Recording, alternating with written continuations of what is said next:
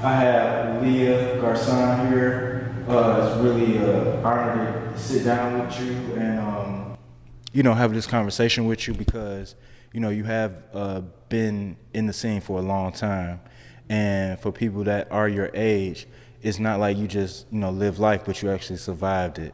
Because you survived a lot of things, such as the AIDS epidemic, the crack epidemic.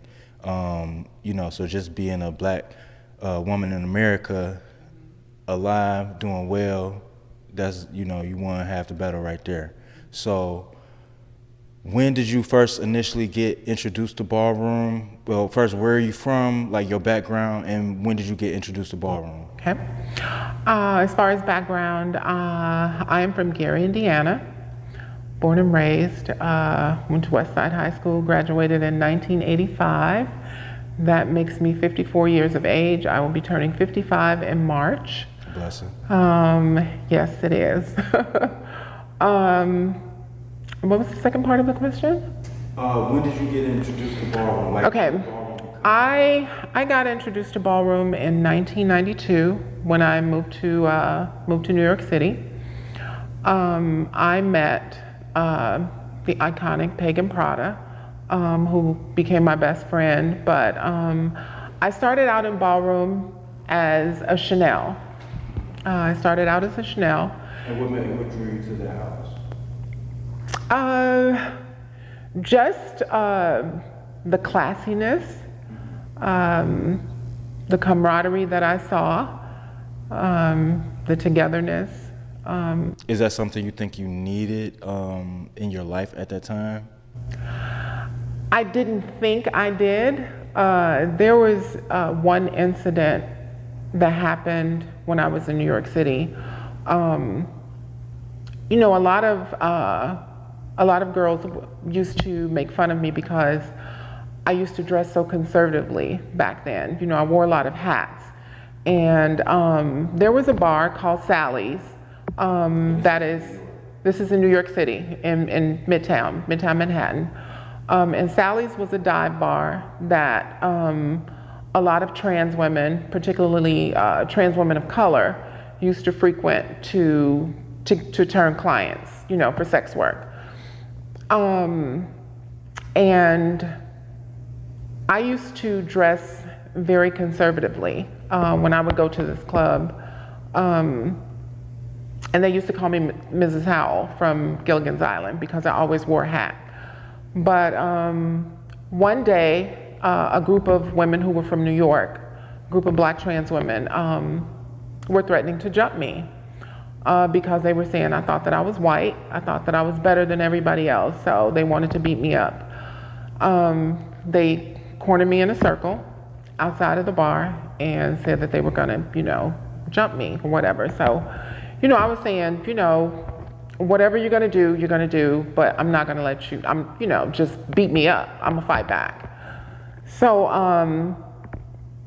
a young Latin piece of trade happened to see what was going on, and he interjected and kind of pulled me to the side and was like, y'all not doing nothing to her. And once he pulled me away, I went to a payphone and I called my house father, who is our Chanel. And he said, don't move, I'm on my way. So about 30 minutes later, RR showed up with two of the realness butch queens in the house of Chanel. He walked up to me and said, where are they at? And I pointed him out, and he grabbed me by my arm and walked over in front of all three of them and explained to them, he said, you see this, you see her? This is my daughter. And if you have a problem with her, you got a problem with me. And if you fuck with her, we're gonna have a problem. Do I make myself clear? And when he said that, the two realness butch queens, they had on jackets and they did like this. There was guns in their jacket. And he said, do I make myself clear? And they were like, yeah. And he was like, okay, going back in the bar. They never bothered me again. So when being from Gary, Indiana, like they basically targeted you because they felt like you came from money or something? Or you just... It's just, I think that they saw my demeanor as a weakness, the way that I carry myself as a weakness. And because I've always been the type of person to keep to myself, you know, a lot of people make assumptions about my personality and my persona because they can't infiltrate my circle. So if they don't know who you are as a person, then they just make up stuff. So I always kept to myself. So, and people had a problem with that. And, you know, if you have a problem with me, that's exactly what it is. It's your problem. You know, I don't think I'm better than anybody else. You know, I just kept to myself. Yeah, that's understandable. So from there, you joined that house, and then like what initially like made you want to, like what really just drew you to ballroom? Like what, when you first seen it, was it the competitiveness? Was it the it was the glamour. I've always been fascinated with fashion. I love fashion. I love beauty. I love art. All things pretty. But to see ballroom and to see these beautiful black trans women dressed to the nines and in gowns and beautiful bodies and people with all these costumes and, you know, the pomp and circumstance of ballroom. That was fascinating to me, so that drew me in. And you were a showgirl too, right? Mm-hmm. So, for 30 plus years. Right, so that was around the same time when you got introduced to ballroom, or was that right before ballroom? I have been performing since the late 80s. Okay, so that was before ballroom. So, like basically was like your time in the show world, and because I mean the show world, I'm not really into it, but what I see of it, it seems like it's all glamour. So was the glamour of the show world kind of, you know, it seemed like it was just like the show world itself intensified or something, or how basically like how did it seem different? They both have their pros and cons, but ballroom was a little bit more intense, you know, because it's kind of like with performing and doing shows, when you're tipped and you're booked, you know, that money is kind of guaranteed. You know, when you're putting out this product, if they see that you look a certain way, you're gonna make, you know, you're gonna get tipped and you're gonna continue to get bookings or whatever. But with ballroom, it's very, very subjective. I mean, you could be drop dead gorgeous, but if somebody's girlfriend doesn't like you that's on the panel, it's a chop. You know, so it's super, super subjective. So it's kind of like rolling the dice when you go out to walk for a category. And it's probably more political, maybe. Oh, of course, yeah. Of course. But the people I know that are in the show world, they often tell me that the show world is even more political than ballroom. It is, shows and pageantry. I mean, but both of them, it's all completely subjective, you know. Yeah. But the world of show business, it's just like, you know, in the subculture that is ballroom, that part of show business, to me, that's what it is show business. So it's something that's subjective. Okay. And I know your first category was runway. That was my only category. Your only category. What drew you to walk in that? Again, always loving fashion and fashion shows. I used to be really, really skinny. I used to be really, really skinny, and have always, you know, liked fashion. So walking was something that was natural for me, you know, and having a certain walk when I performed, you know. But yeah, when people saw me walk, you know, they were like, you should walk runway. And that's how I started. First year, I, you know, won Runway of the Legend. Runway of the Year. I sat down some legends, you know, going to different balls. Right, so you had to know what you was doing, basically. Oh yeah. Okay, so what kind of, cause I know you stopped kind of walking after that, after you had your first real taste of ballroom. what kind of not drew you away because you're in the House of Garçon now, and you are, involved. Like, I think you go to the meetings more than I do. You know what I'm saying? So, you're involved, but you're not like really like knee deep into ballroom. So, what created that separation, I guess? Or just Well, the last time I walked a ball, went to Philly, and I was walking runway in Philly, and they called the category. They were counting down because they were about to close the category. And I came from around the corner, and as soon as I took one step on the runway, they chopped me. Yeah. And it, and as small as the thing that it seemed to be, it had a big effect on me. But like I said, those kinds of things that compound with other traumas that a person has experienced can kind of have a lasting effect. So what about that triggered you to just like be complete? Because I mean, anybody that has walked balls before has, even if it's not a chop, I mean, ballroom has played in your face in some way, shape or form. Yeah. So what was it specifically about that time that just made you be like, you know what, no? I was just tired of rejection. Yeah. But I mean, in the show where you had to face rejection too. How was ballroom different? It wasn't. It was just another form of rejection. So, just at that moment, it was just enough for me. Enough for me to say, I need a break. I want to walk away. So in the early 90s, things was like a lot different than they are now. Oh my gosh, yeah. Just, I guess, speak to life, how it was then versus now. Well, there was no internet.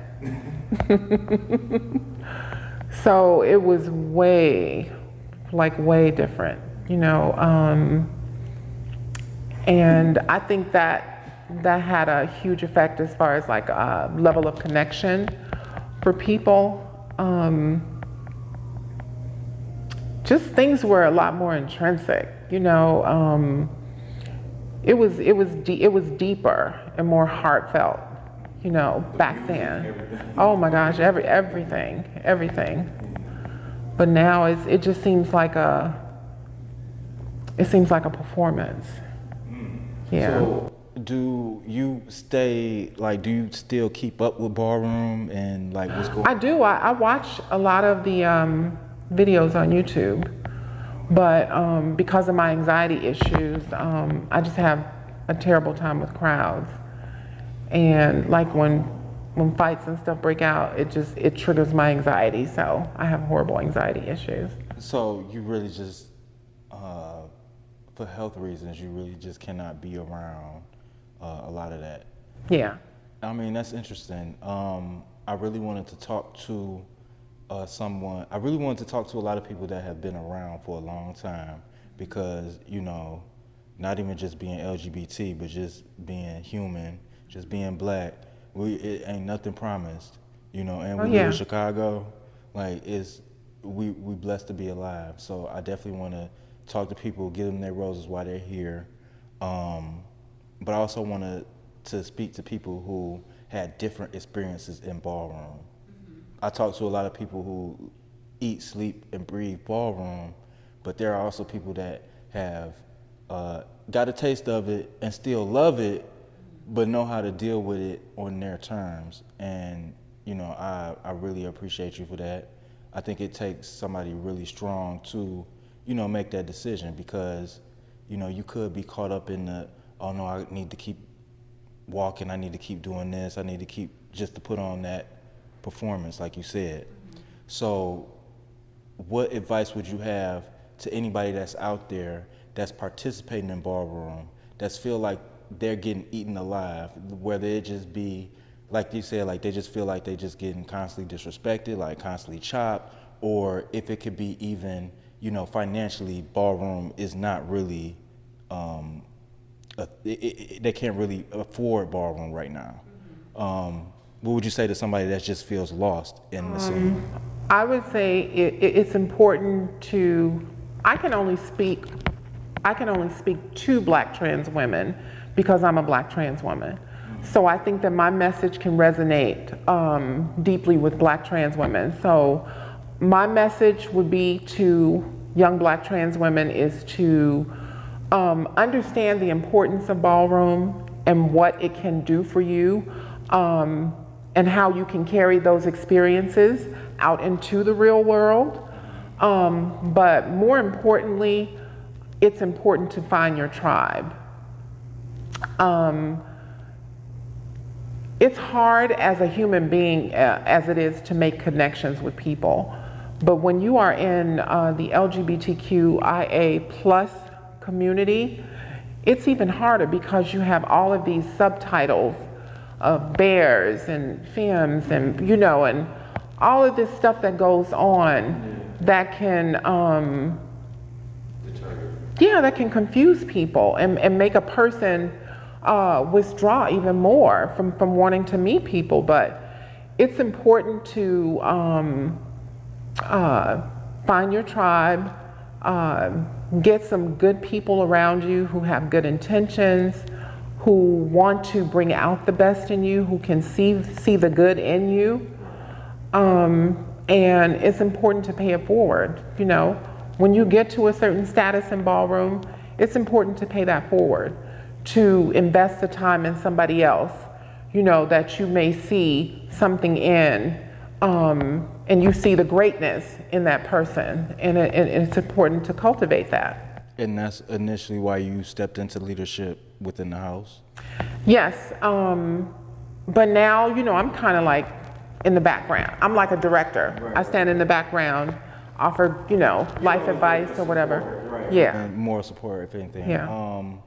What, like, cause you talked about finding your tribe, and you talked about like the support that RR gave you. What made you shift from that house to the House of Garçon? Well, after I left Chanel, I went. Because Pagan and I were best. I didn't really know that much about, you know, like going from house to house and, you know, what it entails and the impact that it has after somebody leaves a house or whatever. But Pagan and I were best friends when I lived in New York. And when the House of Prada was formed, I went from being a Chanel to being a Prada. Mm-hmm. Okay. And then that dissolved or whatever happened to the house. And then I left New York. But I mean, you could have went back to Chanel. What made you choose Garçon? The connection. Yeah, I felt like that would be my tribe. Yeah, I felt like that would be my tribe. And what about it?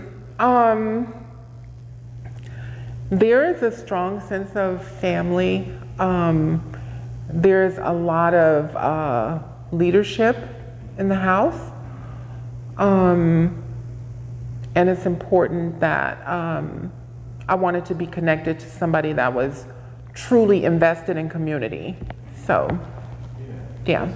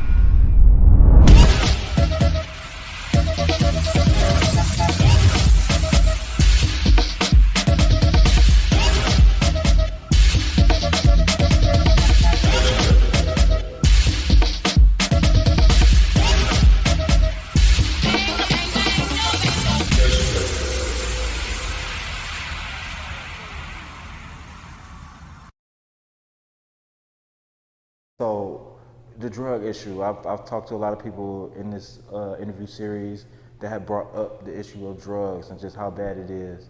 Um, I mean, speak to that. Like, it's a lot of people out there that's dealing with drugs, and I mean, you look at the crack epidemic, but then you turn around and it's like it's meth now, and it's almost like it's all over again because I feel like so many people are doing it. So, give some advice to people that's dealing with drugs, and how did you overcome it? How did Well, first of all, a lot of people in our community don't have their birth families, and Ballroom is part of their chosen family.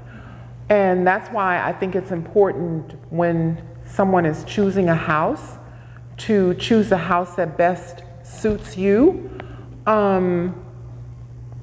because, you know, the LGBTQIA+ community has a lot of compounded trauma, you know. Going into trying to find your tribe, you know, you are already carrying this, you know, proverbial backpack of trauma that you are bringing into this community.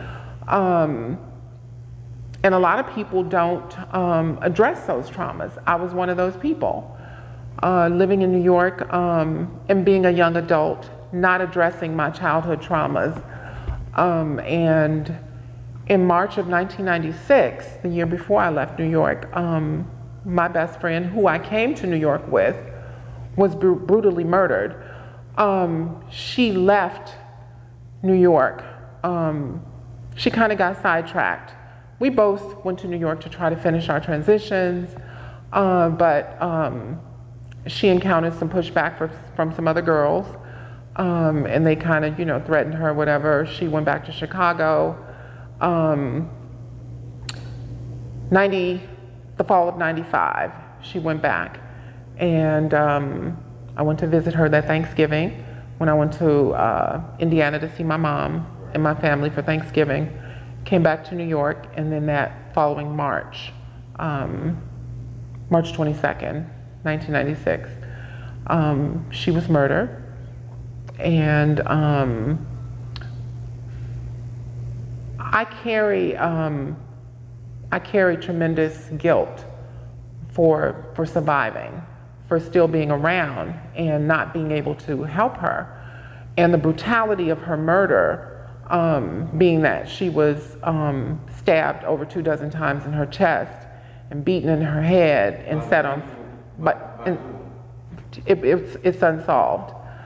But it was somebody that she knew because there wasn't any resistance, you know, at the door. But and also because she got stabbed that many times, that she was and set on fire. Passion, right? Yeah, and set on fire. The brutality of that just took me to a place where all of my traumas and the trauma of her murder kind of pushed me over the edge.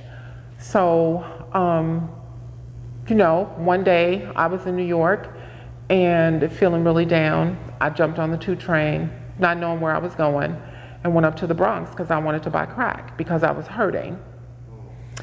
And I got off the train, walking around and looking, and, you know, in the back of my mind, I just kept hearing my mom's voice to call your mother, call your mother.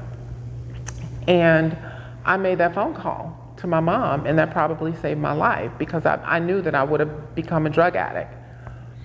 But again, circling back to that again, it's important when these young people choose a house, you know, choose some people who, choose a house where you see people who think like you, who you want to be like. Who. What if the way a person is thinking is wrong? Because if you strung out on drugs and then you go join a house where everybody else is strung out on drugs, yeah. I mean, how is that going to work out?